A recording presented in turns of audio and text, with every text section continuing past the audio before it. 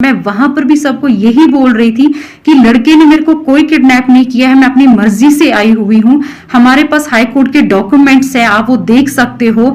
लड़के के ऊपर जो भी एक्ट्स लगे हैं वो बेसलेस हैं, फॉल्स हैं। मेरी रजामंदी से हुआ है, मैं किसी बेगुनाह को नहीं फंसा सकती क्योंकि ये सब कुछ मेरी रजामंदी से हुआ है। जब मैं घर से निकली, मैंने घर में कॉल भी किया कि मैं किडनैपिंग नहीं है, आप लोग मुझे ढूंढना नहीं, मैं अपनी मर्जी से निकली हुई। कोर्ट में जज साहिबा के सामने मैंने अपनी स्टेटमेंट दी जिसमें मैंने उनको ये बताया है कि ये सब मेरी रजामंदी से हुआ है। मैं 2012 में कन्वर्टेड हूँ, 2014 में मेरे निकाह हुए हैं मेरे बैचमेट के साथ। उसके ऊपर जितने भी एक्ट्स एलिगेशंस हैं वो बेसलेस हैं, वो फॉल्स हैं, और उन्होंने मेरी स्टेटमेंट सारी रिटर्न रिकॉर्ड कर दी।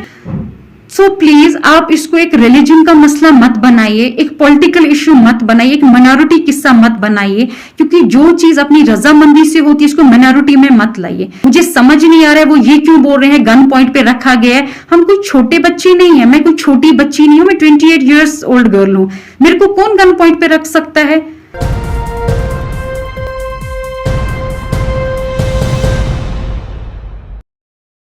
उमर गौतम का मामला सुर्खियों में आने के बाद एक बार फिर पंजाब और जम्मू एंड कश्मीर में धर्म परिवर्तन के लॉ को लेकर बहस शुरू हो गई है। मामला उठा है दो बच्चों के धर्म परिवर्तन को लेकर, जिसमें मनमीत और दनमीत नाम की दो लड़कियों को लेकर सिख कम्युनिटी के कुछ लोगों के जरिए, जिनका ताल्लुक बीजेपी और आरएसएस और संघ से है, उन लोगों के जरिए इस मामले को 3 दिन से लगातार उठाया जा रहा है। इसमें आज एक डेवलपमेंट आया है। एक तो जो लड़की है दनमीत, उसका पूरा ऑफिशियल स्टेटमेंट आया है, बहुत लंबा स्टेटमेंट है। इस वीडियो में आपको वो पूरा स्टेटमेंट सुनवाना चाहूंगा, लेकिन उससे पहले आज जो डेवलपमेंट हुआ है, सिख गुरुद्वारा कमेटी जो दिल्ली की है, जिसके अध्यक्ष मंजीत सिंह सिरसा, जिसका बीजेपी से ताल्लुक है, उसका जो बयान शुरू में आया था, उस बयान को भी आकर बारीकी से देखते हैं।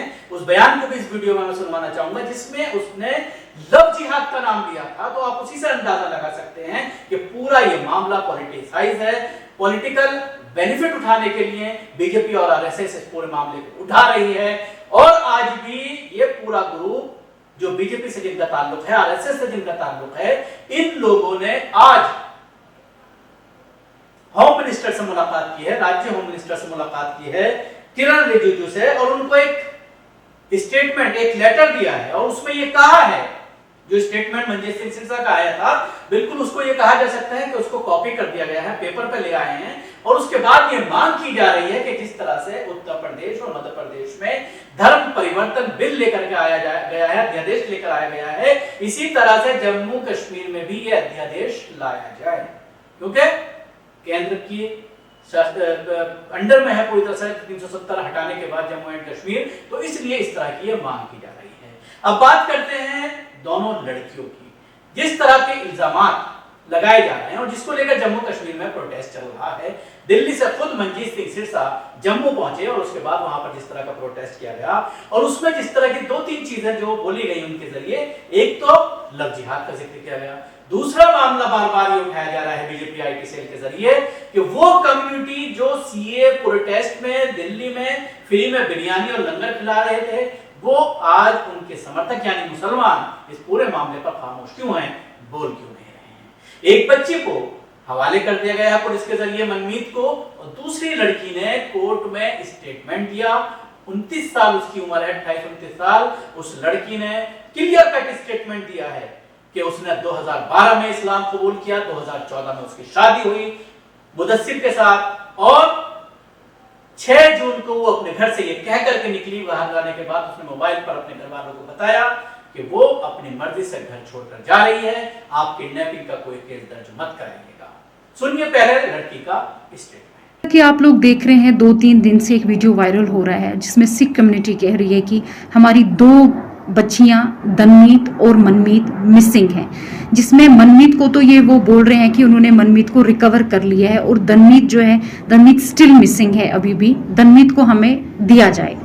और उनकी जो स्टेटमेंट हुई है वो गन पॉइंट पे हुई है, बल्कि ऐसा कुछ भी नहीं है। दनमीत मैं हूं, मेरा मसला आज का नहीं है। मैं 2012 में कन्वर्टेड हुई हूँ, 2014 में मेरे निकाह हुए हैं मेरे बैचमेट मुजफ्फर के साथ, जो मेरी और उसकी रजामंदी से हुए हैं। उसके बाद 6 जून 2021 में अपने घर से निकली। मैंने अपने घर में कॉल भी किया कि मैं अपनी मर्जी से निकली हूँ, मुझे ढूंढना नहीं। और विद इन 2 घंटे में पुलिस ने मुझे लोकेट कर दिया और सदर पुलिस स्टेशन बागात ले आए, जिसमें ऑलरेडी पूरी सिख कम्युनिटी और मेरी फैमिली वहां पर थी।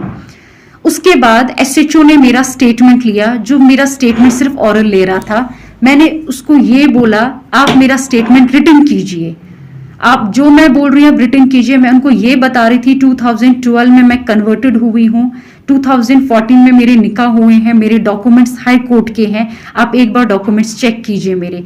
और इतना सब कुछ सुन के भी लड़के को लॉकअप में डाला गया था, उसके ऊपर एक्ट्स और चार्जेस लगा दिए गए थे। मैं उनको बार बार बोल रही थी कि मेरा 2012 में कन्वर्टेड हूँ मैं 29 ईयर ओल्ड गर्ल हूँ, मैं एक छोटी बच्ची आपने पकड़ के नहीं लाई कि आप मुझे मेरी फैमिली की ओर हैंड ओवर कर रहे हो। वो उन्होंने मेरी फैमिली को बिना कोई मेरी स्टेटमेंट रिटन किए हुए मेरी फैमिली को मुझे दे दिया। मैं बार बार उनसे ये कह रही थी कि प्लीज आप मेरे डॉक्यूमेंट्स देखिए। उन्होंने मेरे डॉक्यूमेंट्स चेक भी किए, स्टिल उन्होंने मेरी फैमिली को मुझे हैंड ओवर कर दिया। और उसके बाद ही नेक्स्ट डे 7th को मेरी फैमिली मुझे यहाँ से जम्मू ले गई। और जम्मू जाते ही क्या हुआ, जम्मू जाते ही वो लोग मुझे पंजाब ले गए। पंजाब में मेरे को अलग अलग फेडरेशंस मिलने आ रहे थे, वो मेरे को ब्रेन वॉश कर रहे थे। वो वहां पर मेरे को ये समझा रहे थे कि आप जो स्टेटमेंट है वो अगेंस्ट देना, लड़के के फेवर में नहीं देना। मैं वहां पर भी सबको यही बोल रही थी कि लड़के ने मेरे को कोई किडनैप नहीं किया है, मैं अपनी मर्जी से आई हुई हूँ। हमारे पास हाई कोर्ट के डॉक्यूमेंट्स है, आप वो देख सकते हो। लड़के के ऊपर जो भी एक्ट्स लगे हैं वो बेसलेस हैं, फॉल्स हैं, क्योंकि ये सब मेरी रजामंदी से हुआ है। हमारे जो डॉक्यूमेंट्स है वो हाई कोर्ट के डॉक्यूमेंट्स हैं। इतना सुनने के बाद भी उन्होंने मुझे कहा नहीं ऐसा नहीं हो सकता है, हम आपको उनके पास वापस नहीं भेज सकते हैं। मैं उनको बार बार कहती थी आपने कोई 16 साल की बच्ची पकड़ के नहीं लाई है, मैं एक मैच्योर गर्ल हूं, मैं एक एजुकेटेड गर्ल हूं। इतना सुनने के बाद भी वो मुझे यही थ्रेटनिंग दे रहे थे कि अगर आपने ऐसा स्टेटमेंट वहां पर दे दिया जो स्टेटमेंट लड़के के फेवर में होगा, तो हमारे शूटर्स वहां पर बाहर आपका वेट कर रहे होंगे, आपको निकलते ही शूट कर दिया जाएगा, या तो वैसा नहीं अगर हम करेंगे एसिड अटैक तो आप पे हो जाएगा, या हम उनकी फैमिली पे एसिड अटैक कर देंगे। वो मुझे थ्रेटनिंग सीधे दे रहे थे मेरे फेस पे। उसके बावजूद भी मैंने उनको कोई वीडियो नहीं दिया। वो मुझे कह रहे थे आप हमें अपना वीडियो दीजिए, वो वीडियो हम कश्मीर में दे देंगे, कश्मीर का जज उस वीडियो पे अपनी जजमेंट दे देगा। लेकिन मैं उनको कह रही थी ठीक है वीडियो तो मैं नहीं दूंगी, अगर मैं स्टेटमेंट दूंगी, मैं जज के सामने स्टेटमेंट दूंगी, मैं वहां पर ही दूंगी, क्योंकि सब मेरी रजामंदी से हुआ है। मैं किसी बेगुनाह को नहीं फंसा सकती, क्योंकि ये सब कुछ मेरी रजामंदी से हुआ है। जब मैं घर से निकली मैंने घर में कॉल भी किया कि मैं किडनैपिंग नहीं है, आप लोग मुझे ढूंढना नहीं, मैं अपनी मर्जी से निकली हुई हूँ। और उसके बाद भी उन लोगों ने मेरी बात नहीं सुनी। तो हम जम्मू आ गए, क्योंकि उन्होंने उनका जो प्लान था, जो उनका नेक्स्ट प्रोपागेंडा वहां पर यह था कि लड़की को गोल्डन टेम्पल से बाहर निकालो, लड़की जैसे ही बाहर निकलती है हम इस पे कोई अटैक कर देंगे।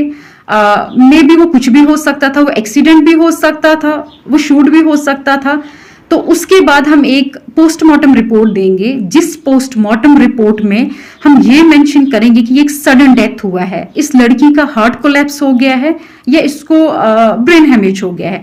हम जो भी करेंगे हम बिल्कुल साफ सुथरा करेंगे। हम इसको ये बता देंगे इस पे सिर्फ इसका एक सडन डेथ हुआ है, आप लोगों को कोई कभी किसी चीज में नहीं पकड़ सकता है।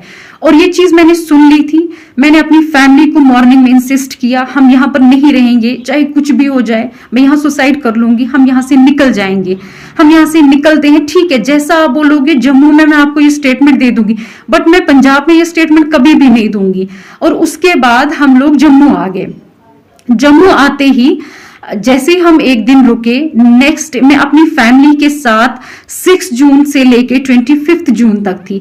25 जून को मॉर्निंग में मेरे फैमिली में कॉल आया कि हम कश्मीर पुलिस से हैं, हम गेट के बाहर हैं, आप आइए।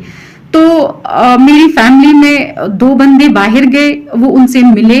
वहां पर जम्मू जानीपुर की पुलिस भी थी, ये नहीं था कि वहां पर खाली कश्मीर पुलिस थी, वहां हमारे घर के साथ ही एक पुलिस स्टेशन है, उनकी पुलिस भी वहां पर थी। उसके बाद वो मेरे रूम में आए, उन्होंने मुझे बोला मैडम चलिए, हमारे पास हाई कोर्ट के ऑर्डर्स हैं वो ऑर्डर हमने देखे और सीधे पहले मुझे जानीपुर पुलिस स्टेशन में ले गए।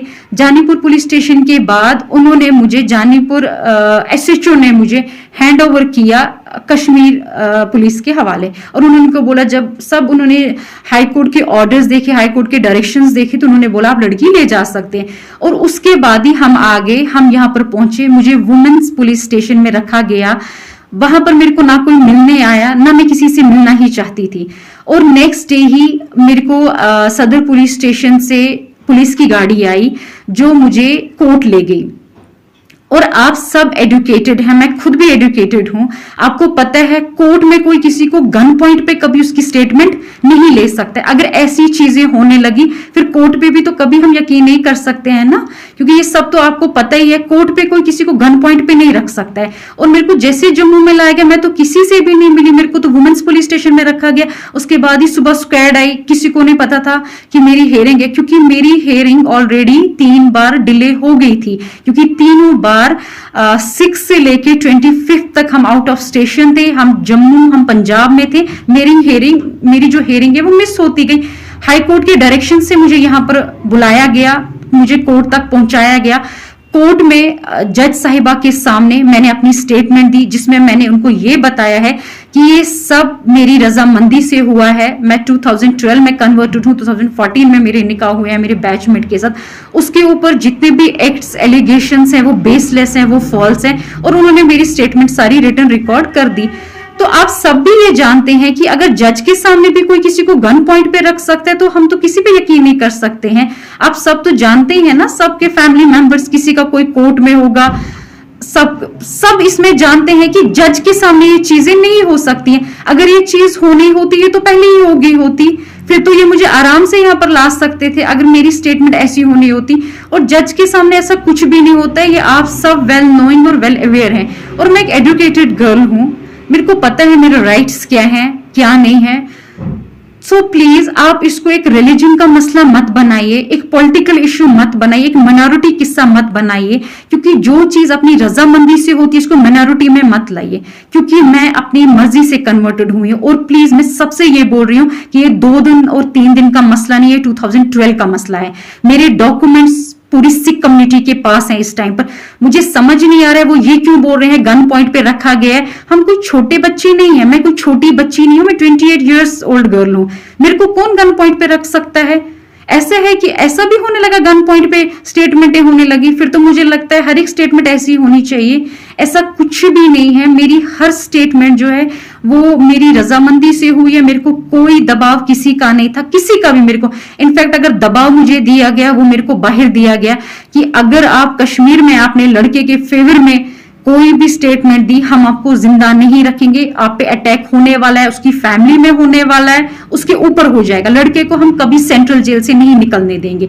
यहां पर तो वैसा मेरे को कोई थ्रेटनिंग नहीं था, मैंने तो फ्रीली अपनी सारी स्टेटमेंट यहां पर दी है।